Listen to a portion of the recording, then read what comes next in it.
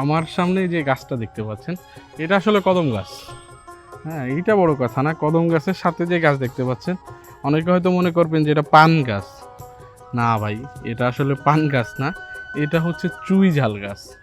এটা একটা পরগাছার মতো। তবে এটা আমরা আসলে বাংলাদেশের মানুষ বা অন্যান্য দেশেও এটা মাংসের সাথে, গরুর মাংসের সাথে, হ্যাঁ, এটা খেয়ে থাকে। মসলা হিসাবে এটাকে আমরা বাংলাদেশে ব্যবহার করে। খুলনা, বাগেরহাটের লোকজন এটা প্রচুর পরিমাণে খায়, চট্টগ্রামেও খায়। অন্যান্য জায়গায় এটার প্রচলন একটু কম। দেখতে পান গাছের মতো। এটা পরগাছা হিসাবে এর বেড়ে ওঠা। এই অন্য একটা কদম গাছের সাথে ছায়াযুক্ত জায়গায় যেভাবে কত সুন্দরভাবে উপরে উঠে গেছে, অনেক ঝোপালোভাবে উঠছে গাছটা।